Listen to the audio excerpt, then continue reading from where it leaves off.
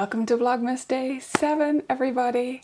7 is my favourite number, although it's apparently the most common favourite number, or like lucky number, in the global population.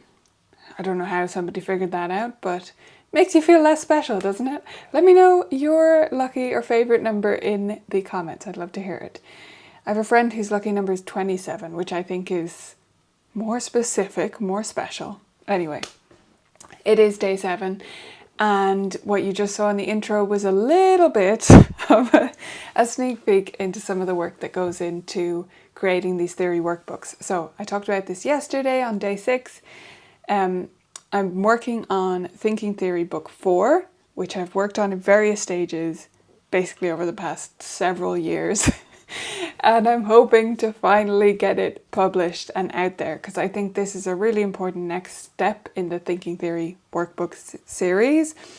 It's where actually I've really diverged from what most theory workbooks that I have used cover.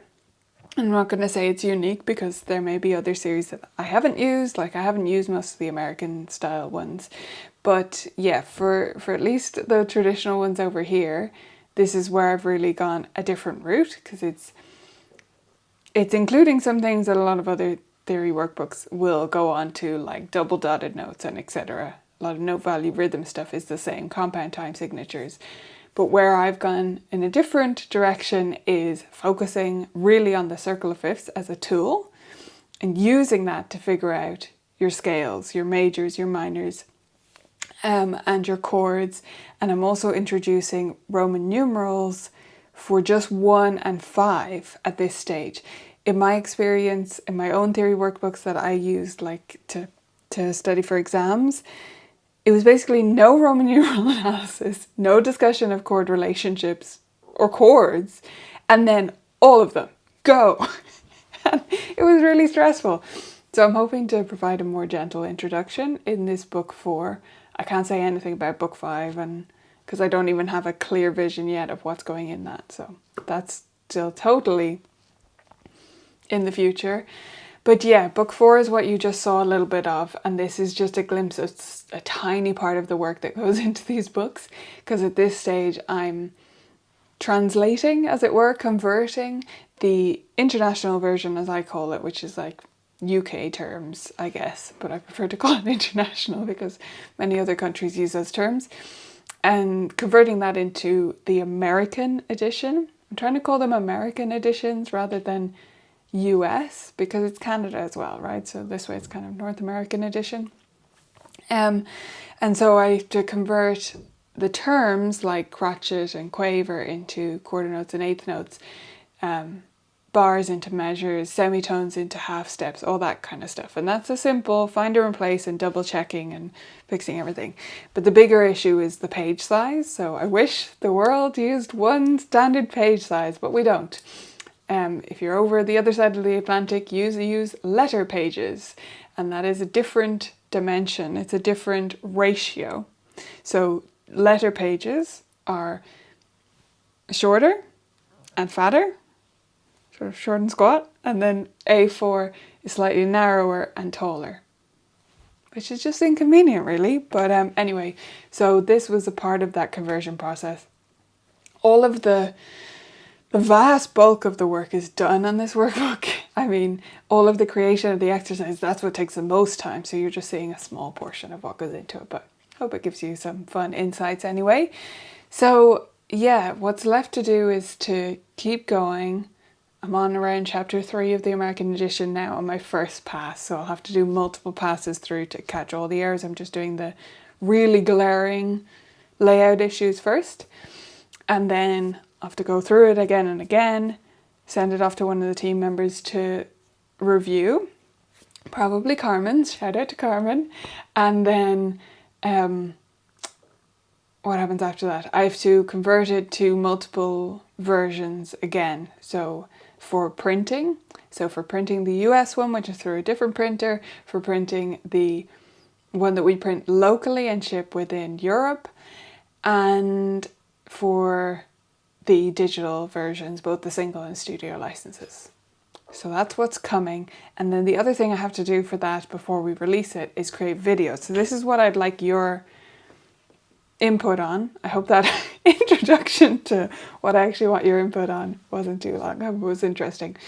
Anyway, I would love your thoughts on the format of the videos. So basically, I created the first 4 books in this series in 2016, and I had a completely different video setup, and I recorded them with like mostly Blackboard overview stuff and then some plasticine things and stuff.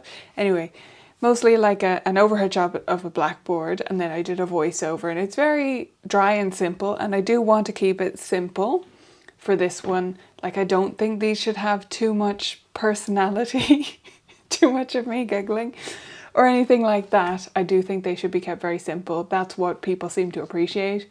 People more broadly have found those videos on YouTube, even if they're not using the series. I get comments from like students who are doing this in classroom music, like they're covering whatever, time signature or whatever, and I get comments saying, oh, thank you, there was such a simple explanation. So I do want to keep it simple. But yeah, do I go similar and just do whiteboard instead of Blackboard, because that's what I have now? Do I do it digital so it'll look more clean, but will that look too dry?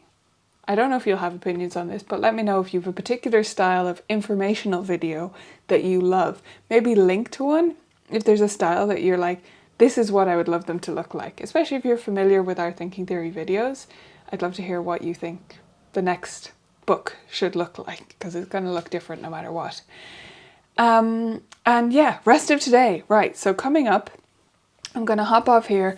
I'm going to have a member huddle call. So these are the calls where on Zoom where members can come on and meet with each other and discuss things. I have the first call, which is normally a quieter one in the morning time, and then I have one in the afternoon today as well. The morning time one is always quieter, so I'm debating moving the times yet again of these to make sure more members can make the best use of them. So more on that soon if you're a member.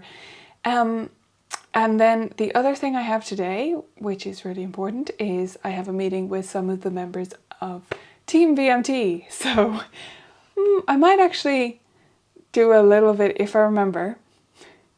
It should just be a couple of members of our team, I think, for today's meeting. We're talking about our calendar for next year. So I might remember to get a little video of them waving later that I can put in. And yeah, that should be fun. It's always so fun to meet with them. I love it. We only meet up about once a month for some kind of meeting. And otherwise it's all like asynchronous communication between us, which works great because we're in different time zones. But it is lovely to meet and discuss things in real time. So I'm looking forward to that, and then trying to get at least the first pass of the American Thinking Theory 4 done. Maybe a second pass. We'll see. We'll see how we go. And then the other thing that I'm hoping to somehow fit in today, I don't know if this is going to happen, it might be tomorrow, is a video for the course I'm doing with Paul Myatt in January, because I have another meeting with him tomorrow. And okay, real talk here. To be honest, I've been really embarrassed by how poor a communicator I've been with Paul lately. Basically, we were discussing things a lot in September, and September was really, really intense work-wise for me, because of the app launch and the Tanara closure, and we won't go through that again. But yeah, it was a lot going on, and Paul has never complained. He's been lovely, but I do feel bad because I've been very slow in my responses. So I'd like for something to be earlier than he expects. That'd be nice. So we'll see if we can get that done today for Paul. See if we can fit in some Pilates to keep the energy flowing. And yeah, that's about it. So I'll catch up with you at some point later. Hey folks, we're in the kitchen for a surprise extra little bit today. So here's the story. Normally, my husband and I go for a walk with the dog almost every day. Today, he was a bit too late for getting ready for badminton, so he's gone off to badminton, and hence I should be walking the dog. I mean, he would do it later if I asked him to, but I normally would. However, as soon as he left, the rain got worse and worse and worse, so I don't want to take the dog out. And it's not so much for me, it's because Tofu hates the rain. Like, he will not enjoy that walk at all. So I don't want him to be bored and understimulated today. So we're going to play a game of Find It. It's a simple name, I call it. So we're going to hide some treats in the living room and get him to find them. By the way, you probably haven't seen me without glasses on before. I just finished my Pilates, that's why I'm looking a bit messy. And don't have glasses on because I don't wear them for exercise. So yeah, we're going to play a quick game of Find It with Tofu, and I just thought I'd take you along as he hunts for treats.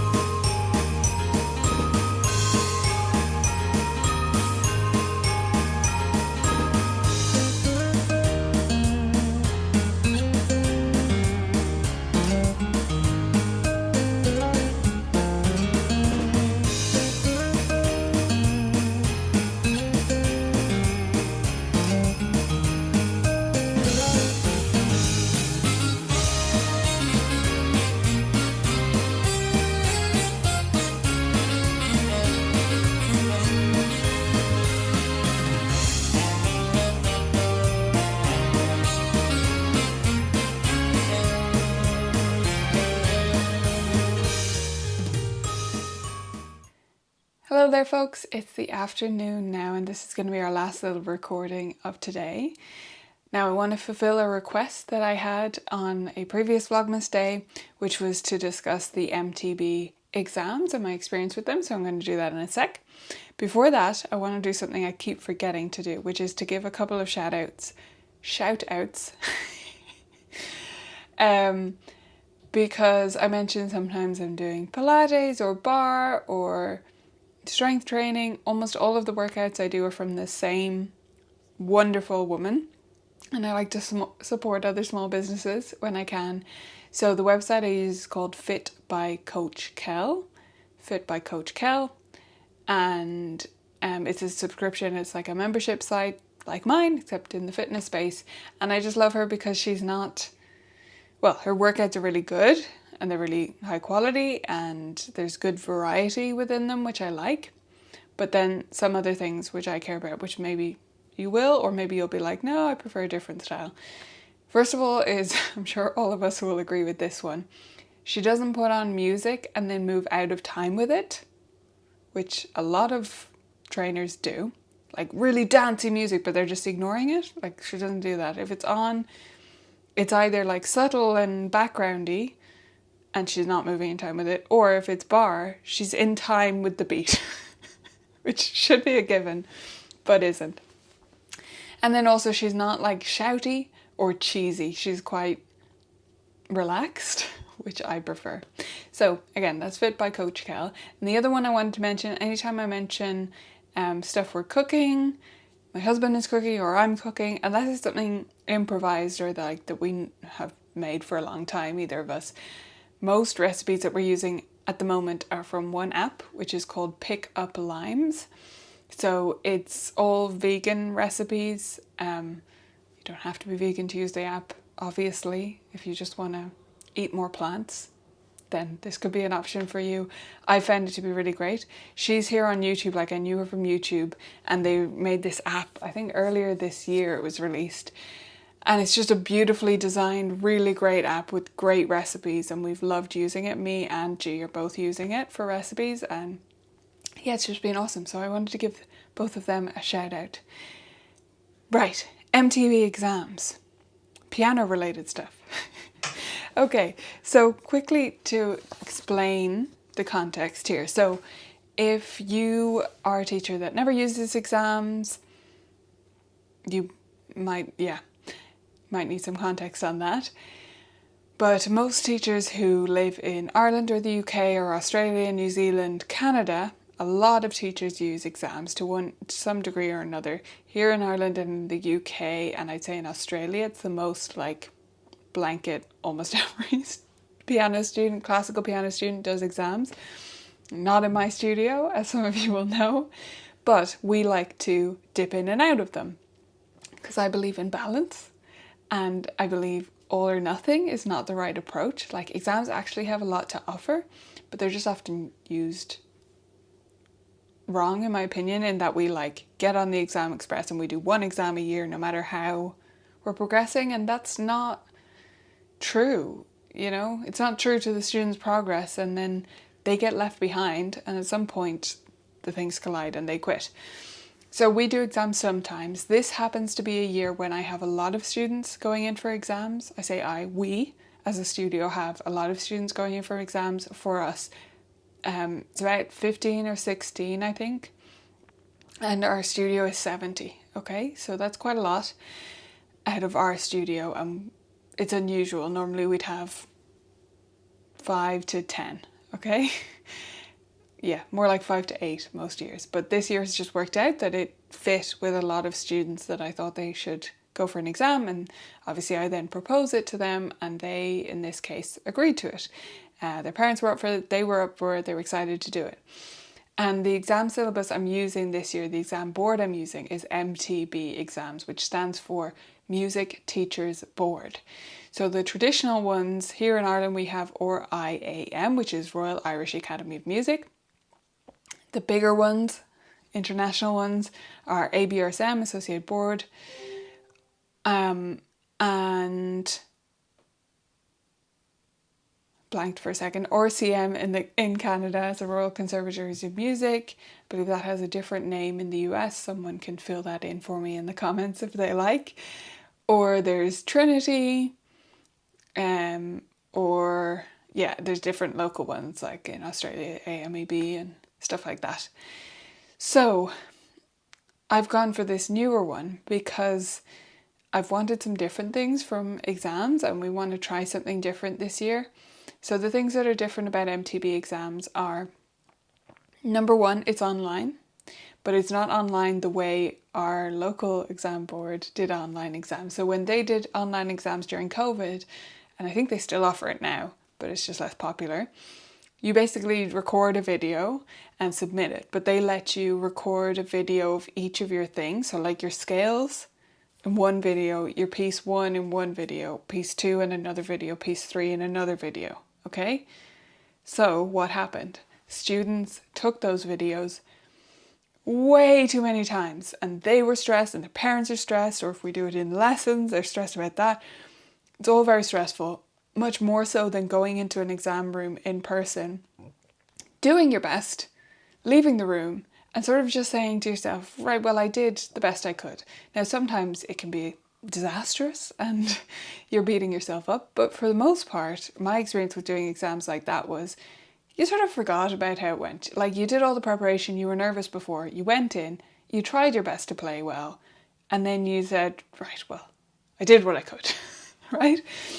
So these online exams are more like that in that they are recorded once. Well, I'd say you probably can retake them, but I'm not going to let students do that or tell them that's an option, because they're recorded in an app in one session, and basically you take your device into airplane mode off the internet and record it in the app, and then you turn back on the internet to send it. So it's just like one session, and it's more like a real exam.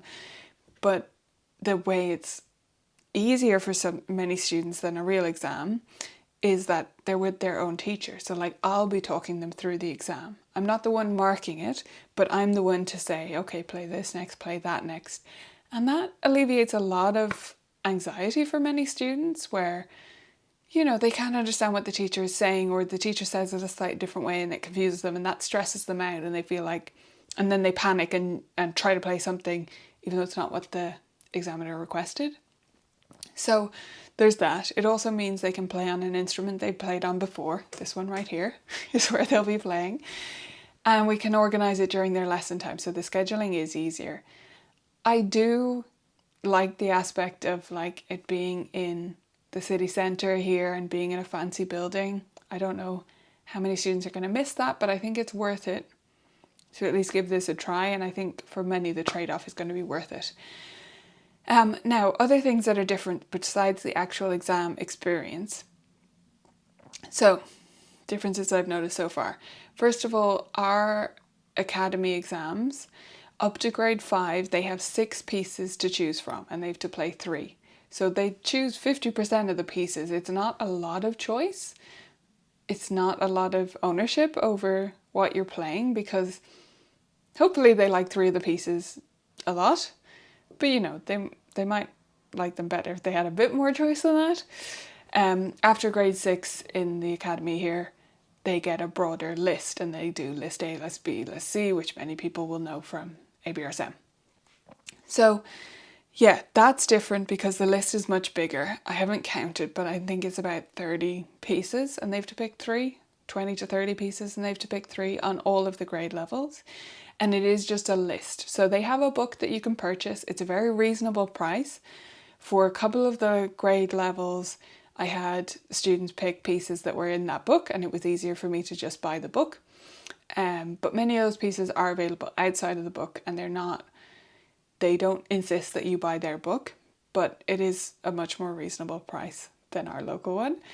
That's not a big factor in my decision, just something that I think is nice of them to make it not too expensive, and to have the digital option there so I can just print it. It's instant. I don't have to get it delivered from the UK.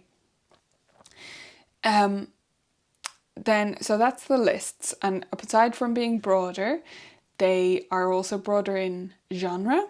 So there's standard classical pieces like that you would expect on exams, right? Like Burgmüller's Arabesque is on one of the grades, for example. So those standard pieces do feature, but they also have much more modern choices and much broader choices. So there are like some Yuruma. In my head I always say that differently, but that's how it's spelled. Pieces. There's like arrangements of film music and maybe some pop songs, more film music. And then there's some out of left field choices and some like jazzier pieces. Like I mentioned on a recent one of these videos by Pam Wedgwood, those books. Also a book I had never heard of before, but has been another one that it's popular for students to pick the pieces from this book, or these 2 books that appear. So it's good to note which ones students are really going for. The book is Easy Dances. So there's Easy Dances Book 1 and Easy Dances Book 2. Every edition I've seen has a different language on the cover. I'm going to say it's German, but I haven't fact checked that. I don't know what language it is, but it's definitely not an English language edition. Anyway, the composer is Seiber, Seiber. And yeah, I hadn't heard of those books before. Maybe they're very popular. They've been more tricky to find, but very popular with students, and I managed to find editions of them, so that was great. And there's like tangos and foxtrots, and they're dances. Okay, so that's the list and the piece choices. The other things that are a bit different, the scales. So there are fewer scales, far fewer than I'm used to. Like, there are like 10 on most grades. And there are also a lot more interesting scales, so they're not just standard. There are like, I had my grade 8 student yesterday, so I'll give you those examples. One of them, she has to do dotted quaver, semi-quaver in the left hand and quavers in the right hand. So it's dotted 8th, 16th, and then straight in the right hand. That's interesting. Some of them, they request staccato rather than legato. My grade 5, I think it is, students, they have to do half their scales basically as swung eighths and half as staccato but straight. So like things like that, they're very different. And alongside the scales, so there are fewer scales, but then they also have technical exercises to do. 2 or 3 depending on the level. And those are, really interesting, and they give you the recommended tempi for those, which I think is great because it gives a really clear expectation to students that I can say, look, it says this on the page, this is what they're hoping you'll play it at. If we don't get there, if it's not possible with their anatomy or whatever, that's fine, but it's very clear. They also give those for all of the scales, and they write out all the scales within the manual as well, so you can see exactly what's expected, although they have to perform them from memory, so I generally don't print those. But we have them to refer to if we're unsure of some detail, like playing in double thirds and the fingering they want there or something. They have said they're flexible with fingering as long as it's a fingering that makes sense and is pianistic. So that's the technical exercises. Then the other difference, which will make a big difference to some of your students, is in the oral section. So everyone has to do the rhythm reading. So there's lines of rhythm. I'll show you one of them actually. This is available for free online, so I'm not giving away any secrets. But that's what they look like, okay? So they're lines of reading and they have the metronome marked underneath. And then they have to clap those. And they're preparing them ahead of time, so they're not a surprise, which is again different to many other exam boards. Everyone has to do that, and then they have a choice of playing a duet with their teacher or doing the oral section. So the oral section, I will say, is easier. It's less work required to prepare for that, in my opinion, for most students. However, if you have a student who absolutely dreads the singing portion of an exam, they can do the duet instead. So I just have one student so far who really wants to do the duet, and that's fine with me. Like, that's a great skill to have, so I love that. Okay, brief interruption there, but I was just explaining the last of the syllabus, so the rhythm exercises and the duet versus oral, so I think I've explained that. The oral is maybe a little bit different in that there's more focus on singing, like the singing back single notes section, singing back individual notes from a chord is something that I'm not familiar with from our academy exams. We have sight singing instead of that kind of thing, but yeah, it's very similar otherwise, like singing back, clapping back, that kind of thing. So yeah, there are parts that are very as a standard exam, and then parts that are quite different, like the technical exercises versus this and the scales and how that fits together, the rhythm being prepared ahead of time. By the way, on the rhythm and the oral, I found it really helpful that they have recordings available online, so you can download a track for the rhythm, because each rhythm line is a different tempo and possibly a different time signature and stuff. And rather than me setting up that on the metronome and constantly changing back and forth, I just put on the track, and whoever's on the track announces each track. So he turns on the metronome, the correct speed, and then counts in, and then obviously the metronome finishes on time, so it makes it easier for students to know whether they clapped it correctly as well, which is great. So just little touches like that have been really good. Now, it's all TBC, I guess, because my students are just starting to prepare for this now. So I'm only experiencing the syllabus for the first time. Just wanted to give you my thoughts in this early stage. I am planning to do maybe one of our YouTube live shows, possibly a blog post about it, about my experience with it, after they've gone through it and gotten the results, and I can really give a well-rounded kind of overview of how it went and what we're doing going forward, whether we're sticking with that, whether we're using it for some students and changing for others, I don't know. But yeah, so far so good. And yeah, I'm hoping the feedback will be really good, as in the actual results sheet, because Joanna from the team VMT, she has had her students through these exams, and I asked her about the feedback because that's one of the main reasons I was considering switching. And so she kindly showed me one of her students' sheets without the name, so that I could see the kind of feedback they were giving. And it's so much better than what I've been experiencing, especially recently. It's typed. First of all, the academy is still handwritten, so that does make it challenging for students to read. But it's not just that it's typed, it's that it's more positively framed. And actually there was a question I saw in one of the Facebook groups recently about this kind of feedback from, I think, an ABRSM exam, and it wasn't mean, but it was just very straightforward. And I think we could write as if it's our own student that we're being encouraging to. We're not going to sugarcoat things for our own students. We're not going to pretend something is there, like that they played with great dynamics when they didn't, but we are going to say it in a nice way that it encourages them to go further with their music. And that's the tone that I saw from the MTB exams.